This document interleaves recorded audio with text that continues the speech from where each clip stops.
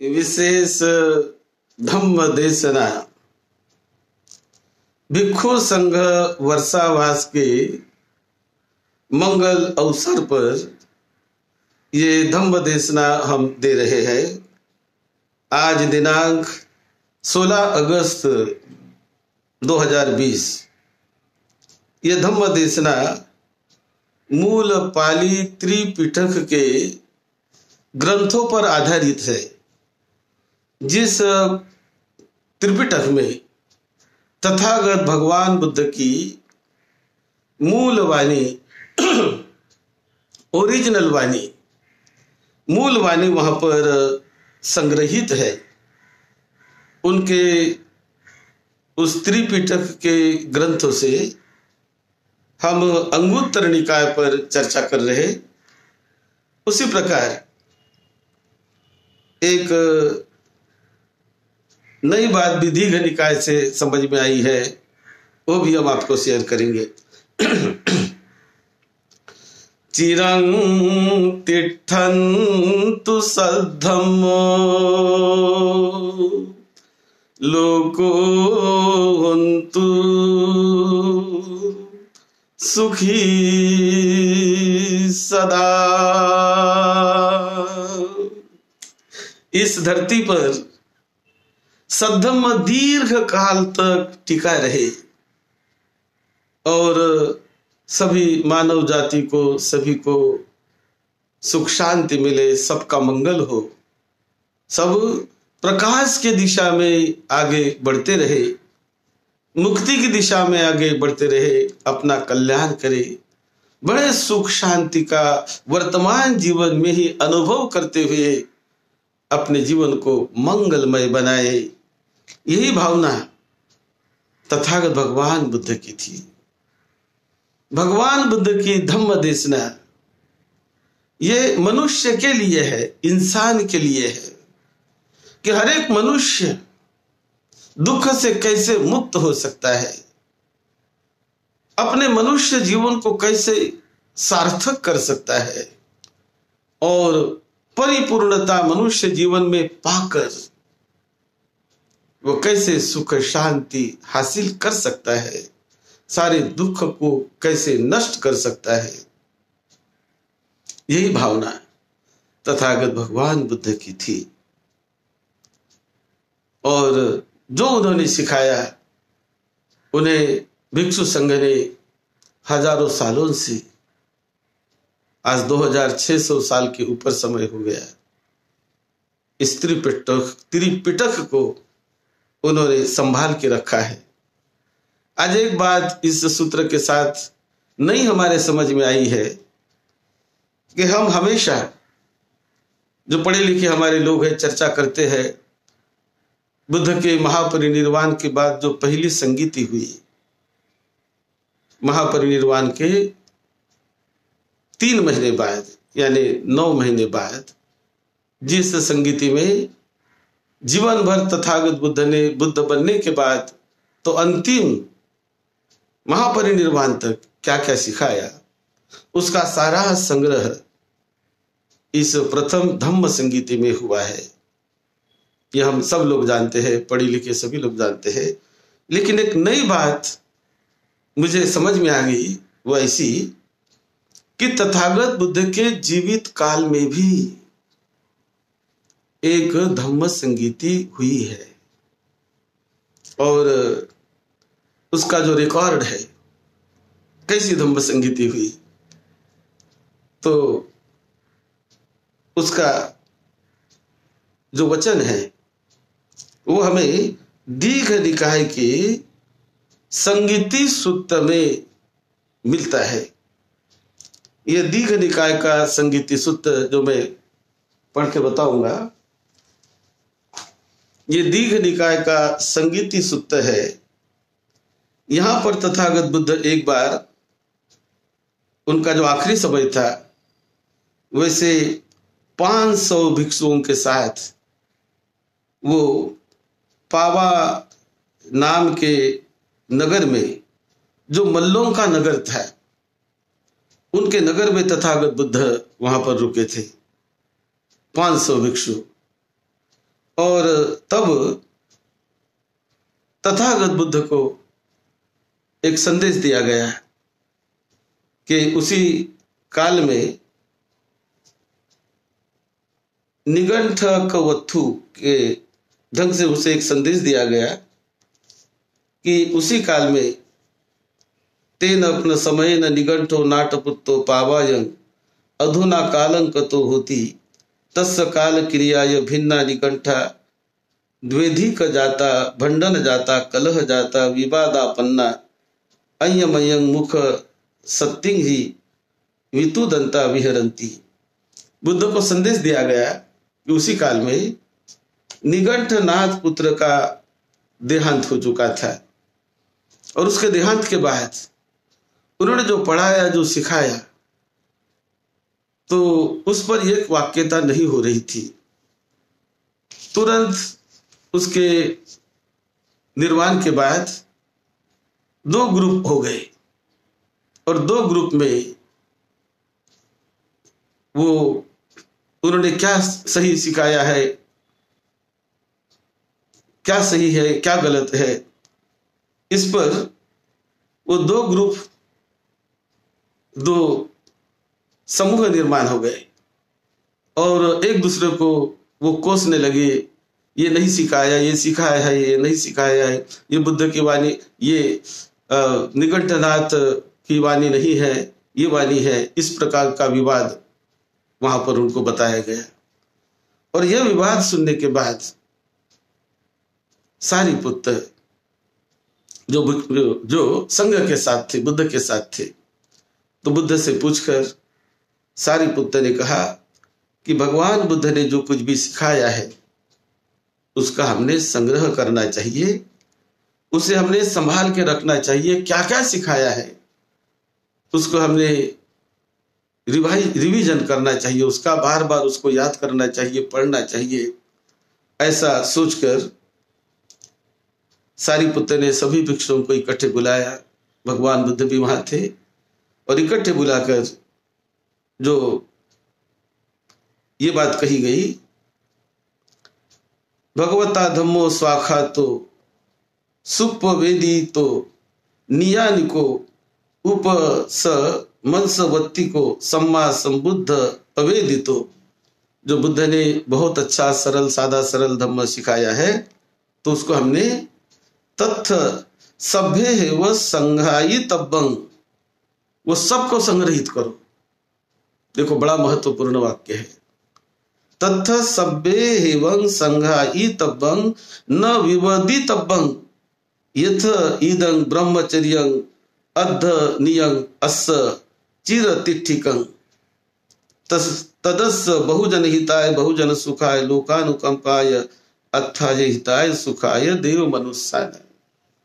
तो वहां पर उस जगह चर्चा हो गई कि तथागत भगवान बुद्ध ने जो सद्धम्म सिखाया है उस सद्धम्म को हमें संग्रहित करना है, संग्रहित करना है, उसकी संगीति करके संग्रहित करना है। क्या क्या बुद्ध ने सिखाया, इस प्रकार से वहां पर चर्चा हुई और सभी भिक्षुओं ने इकट्ठित आकर ये संगीति सूक्त निर्माण किया। ये दीघ निकाय का 10वां सूक्त है, संगीति सूक्त।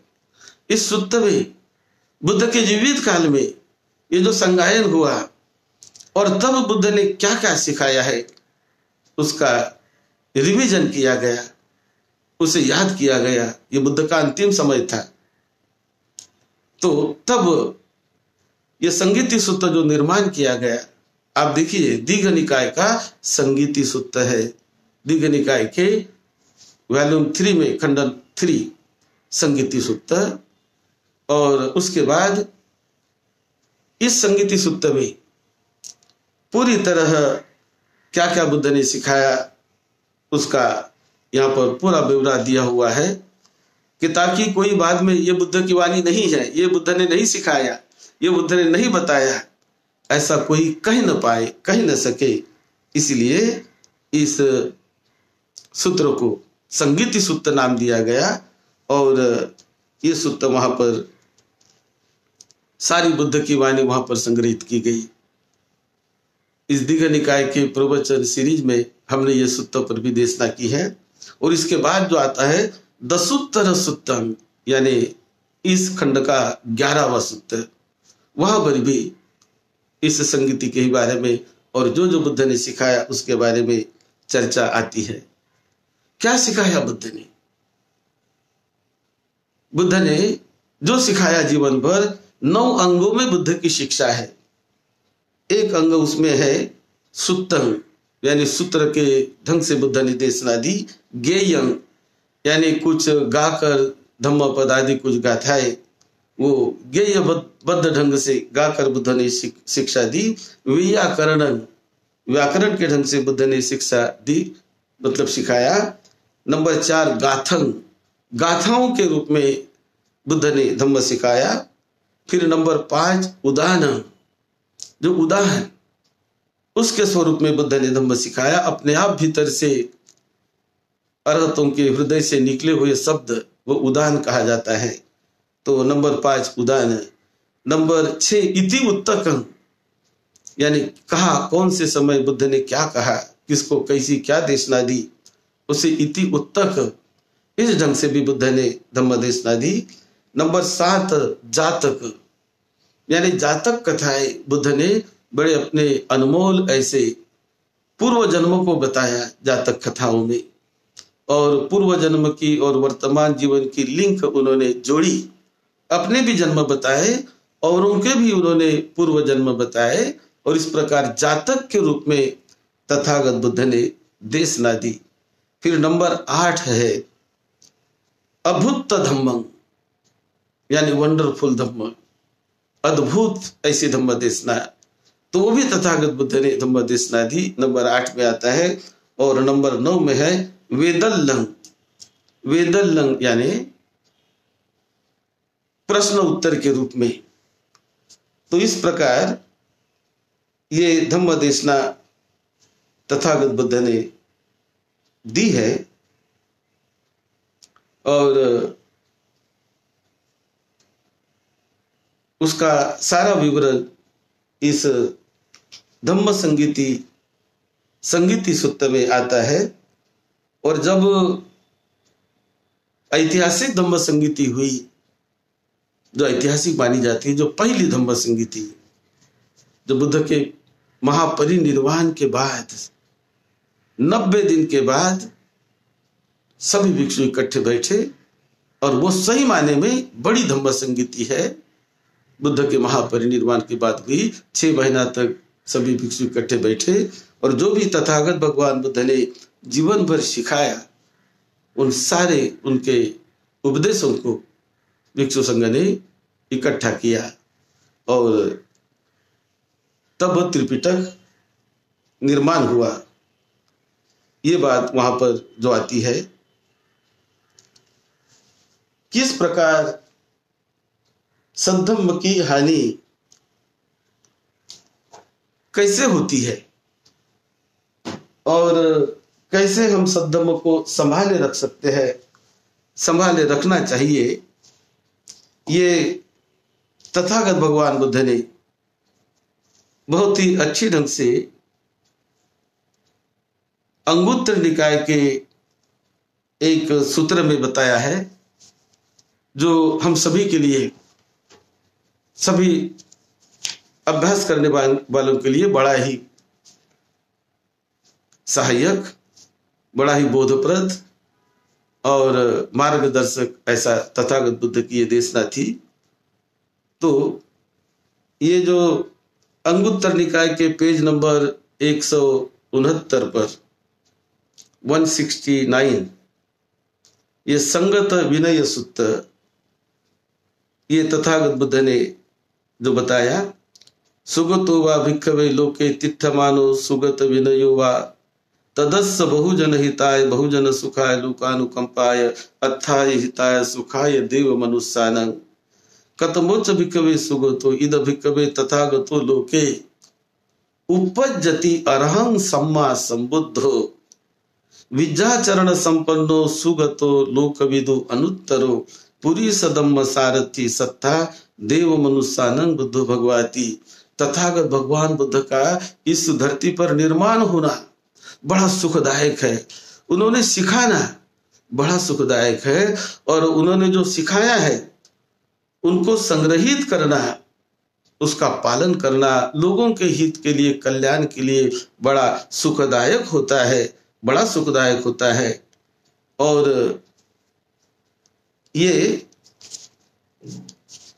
कैसे उसकी हानि होती है, जो तथागत बुद्ध ने सिखाया उसको यदि ठीक से हमने पालन नहीं किया तो वो कैसे विलुप्त हो जाता है, नष्ट हो जाता है। इस पर इस सूत्र में बड़ी गंभीर, बड़ी विस्तृत चर्चा की है, हम थोड़े में बताएंगे। तो यहाँ तथागत बुद्ध सिखाते हैं, चत्तारों में भिक्खवे धम्मा सद्धम्मस्य सम्मोसाय अंतर धानाय संवत्तति। 4 प्रकार की बातें हैं जिसका हमने पालन नहीं किया तो धम्म सद्धम्म अंतर्धान हो जाता है, नष्ट हो जाता है, खत्म हो जाता है, वो बना नहीं रहता है।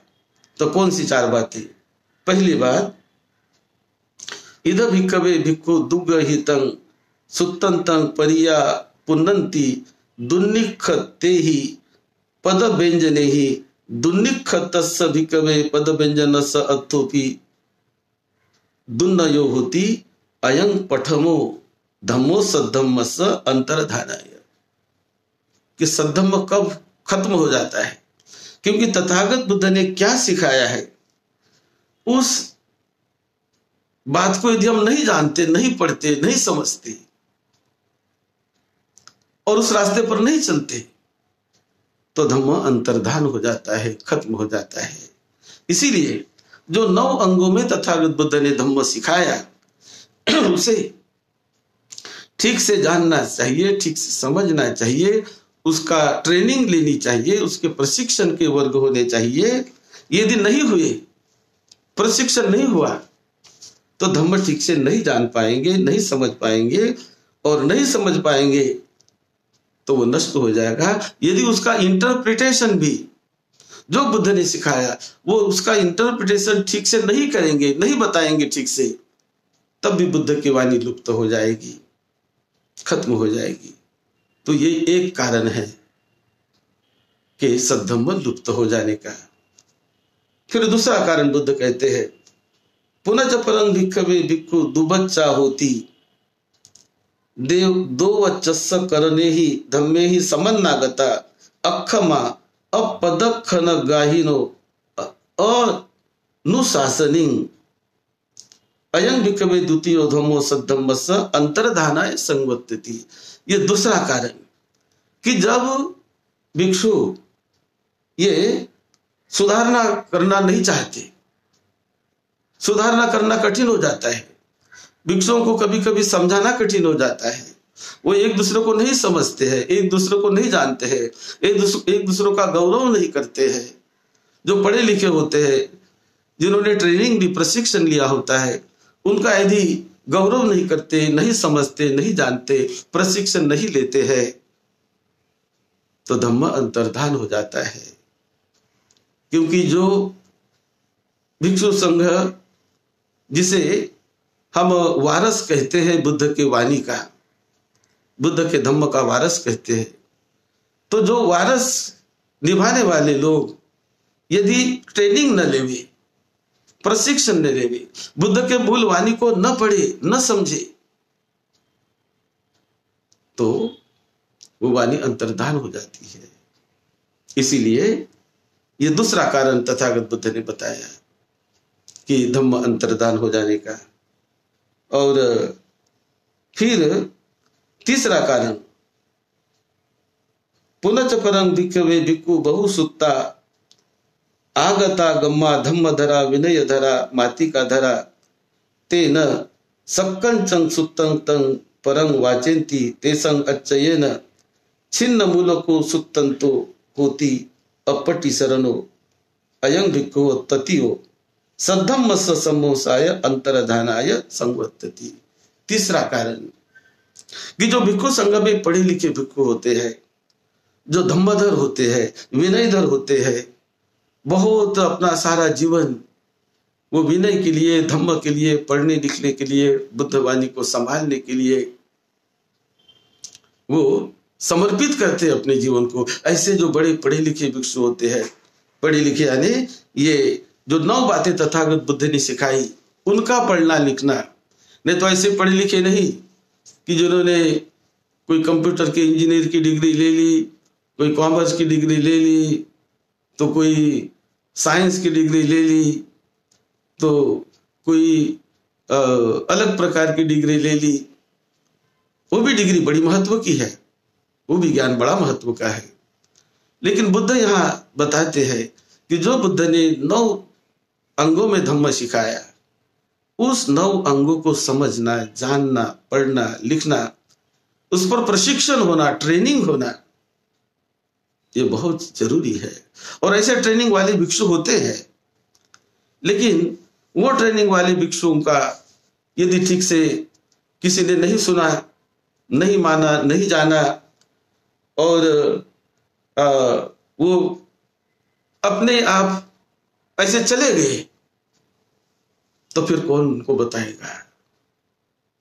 वो चले गए, उन्हें सिखाने वाले ठीक से नहीं रहे, तो सद्धम्म नहीं रहेगा। अन्य बातें रह सकती है, लेकिन सद्धम्म नहीं टिक पाएगा। इसीलिए उनको सिखाने वालों का एक वर्ग होता है जिसे धम्मधर कहते हैं, विनयधर कहते हैं, विपश्यनाधर कहते हैं। तो ऐसी परंपरा जो बनी रहनी चाहिए, जब बनी रहती है तब वो सद्धम्म बना रहता है। आज थाईलैंड में, बर्मा में, श्रीलंका में, ऐसे बौद्ध देशों में यह है। और यही परंपरा हमें भारत में निर्माण करनी है, शुरू करनी है, तब बहुत कल्याण होगा। सभी हमारे भिक्षुओं का, भिक्षुनियों का बहुत कल्याण होगा, हमारे उपासक उपासिकाओं का, सभी का बहुत कल्याण होगा। और सद्धम्म अच्छी तरह से वो रूट पकड़ेगा, मूल पकड़ेगा और सभी का कल्याण होगा। तो ये तीसरा कारण। और फिर तथागत बुद्ध जो चौथा कारण बताते हैं कि सद्धम्म के नष्ट होने का, भिक्खवे थेरा बहुलकिका हुंती सातत लकी ओकमते पुबंगमा पविवेका, ये बहुत लंबा सूत्र है। और ओकमने पुबंगमा पविवेके निखित धुरा न वीर्यं आरभति अपतस्य पतिया अनधिगतस्य अधिगमाय असच्चिकतस्य सच्ची क्रियाय अयं भिक्खवे चतुर्थ धम्मो सद्धम्मस्य अंतर्धानाय संवर्तति। 4 बातें, ये जो 4 कारण हैं कि जो पढ़े लिखे लोग हैं उन्होंने भी जिसका साक्षात्कार करना चाहिए, जिसको संग्रहित करना चाहिए, जिस रास्ते से चलना चाहिए उस रास्ते से नहीं चले, साक्षात्कार नहीं किया, तो वह धम्म अंतर्धान हो जाता है। ऐसे 4 कारण तथागत बुद्ध ने यहाँ बताए। और इसी प्रकार इसी सूत्र में और बुद्ध ने बताया कि उनका संवर्धन कैसे होता है। तो वही संवर्धन ऐसा होता है कि सुगहितं सुतंतं परिया पुन्नंती सुनिखेते ही पद व्यंजने ही, जो धम्म को अच्छे सीखते हैं, उनके व्यंजन के साथ, पद के साथ, उनके व्याकरण के साथ और उसका पालन करते हैं, तो धम्म ये अंतर्धान नहीं होता, वो दीर्घ काल तक टिका रहता है, बना रहता है। ये पहला कारण। दूसरा कारण, भिक्खवे भिक्खु सुवचा हुंती सोवचस्य करणे ही धम्मे ही समन्नागता क्षमा पद खिन्न गाहिनो अनुशासनी। यानी बुद्ध जब विनय भिक्षु का जो विनय बताए गए हैं, तथागत बुद्ध ने जो रास्ता बताया, उस रास्ते से जब भिक्षु चलते हैं, एक दूसरे का सम्मान करते हैं, एक दूसरे का गौरव करते हैं और अनुशासन का जब पालन करते हैं, एक दूसरे के प्रति मंगल मैत्री प्रकट करते रहते हैं, तो उससे सद्धम्म बना रहता है, टिका रहता है। संगठित बने रहने से और उसकी ट्रेनिंग लेने से, मुख्य बात ये प्रशिक्षण की ट्रेनिंग की बात है, तो तब ये धम्म बना रहता है। फिर नंबर 3 में तथागत बुद्ध कहते हैं पुनच परं भिक्खु बहु सुता आगता गम्मा धम्म धरा विनय धरा माती का धरा ते सक्कच्चं सुत्ततं परं वाचेंती, कि जो विनय धर है, धम्म धर है, पढ़े लिखे हैं, धम्म को जानते हैं, उस रास्ते से चलते हैं, और वो रास्ते से चलकर वो जब धम्म सिखाते हैं दूसरों को, और गौरव से जब दूसरे लोग सीखते हैं, वो स्वयं पालन करते हैं, स्वयं सिखाते हैं, तो उससे धम्म दीर्घ काल तक बना रहता है, टिका रहता है, लोगों का कल्याण करते रहता है। और इसी प्रकार जो भिक्षु जो कुछ भी उसने पढ़ा लिखा वो दूसरों को शेयर करते हैं, दूसरों को बताते हैं, और वो जो धम्म की ज्योत है, ज्ञान की ज्योत है, उस ज्योत को मिटने नहीं देते, उसे हमेशा प्रज्वलित रखते हैं अपने त्याग से, सेवा से, अपने मेहनत से, पढ़ने लिखने से, कार्य से। हमेशा सद्धम्म की ज्योत जलती रहे, वो बुझे नहीं, उसे बुझने न दे। जो तथागत बुद्ध ने सिखाया वो बहुजन हिताय बहुजन सुखाय, बहुजन के हित के लिए, बहुजन के सुख के लिए बुद्ध का धम्म होता है। तो जो सिखाया उसका प्रशिक्षण होना चाहिए, उसके ट्रेनिंग होना चाहिए, मूल वाणी का प्रशिक्षण होना चाहिए, उसका ठीक से इंटरप्रिटेशन भी होना चाहिए, तब सद्धम्म वो बना रहता है और बहुजन हित के लिए, बहुजन सुख के लिए वो दीर्घ काल तक सेवा करते रहता है। यही भावना से तथागत बुद्ध का जो सद्धम्म है उसकी बार बार संगति होनी चाहिए, धम्म पर कॉन्फ्रेंस होनी चाहिए, और संगति होकर इकट्ठे बैठकर क्या बुद्ध ने सिखाया, कैसा सिखाया, उस पर चर्चा, परिचर्चा, प्रश्न उत्तर, संशोधन आदि सारी चीजें करने की बहुत जरूरत होती है बुद्ध के मूल वाणी को समझने के लिए। यदि हम नहीं पढ़ेंगे, नहीं लिखेंगे, नहीं जानेंगे त्रिपिटक की जो मूल बातें जो हजारों सालों से भिक्षु संघ ने संभाल के रखी, वो आज की नहीं है, तो उसे जानना समझना बड़ा ही कल्याणकारक है। विशेष रूप से हम सभी के लिए परम पूज्य बोधिसत्व डॉक्टर बाबा साहब अम्बेडकर जी का बहुत बहुत बड़ा योगदान है कि बुद्ध के वाणी को बोधिसत्व परम पूज्य डॉक्टर बाबा साहब अम्बेडकर जी ने पुनर्जीवित किया, उसमें नई ज्योत जलाई, एक प्रोत्साहन धम्म के रास्ते पर चलने का बाबा साहब ने हमें दिया। जो धम्म बाबा साहब ने हमको दिया वो धम्म भी त्रिपिटक से ही दिया है।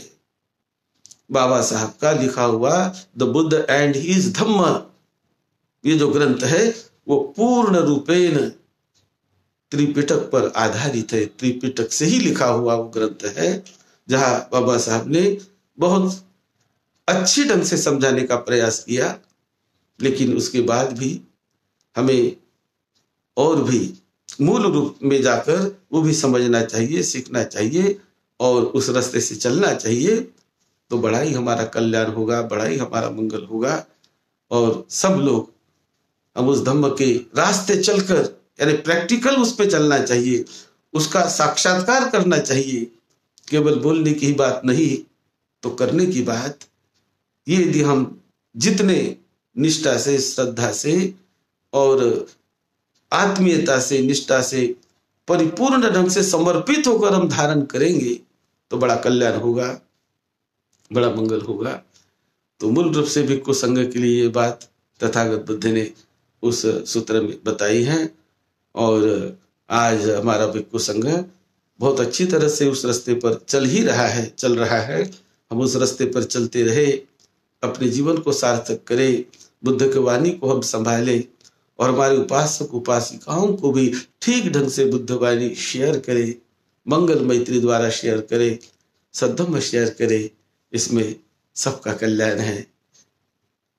हम सब भिक्षु भिक्षुणियों का भी उसमें कल्याण है, सब उपासक उपासिकाओं का भी कल्याण है, सभी भाई बहनों का, सभी का उसमें कल्याण है। क्योंकि बुद्ध की वाणी ये समाज के उत्थान के लिए होती है, सभी के उत्थान के लिए होती है, सभी के सुख शांति के लिए होती है। आप सबको सुख शांति मिले, निरोगत्व मिले, निरोगी जीवन मिले, आपको अच्छी लंबी उम्र मिले।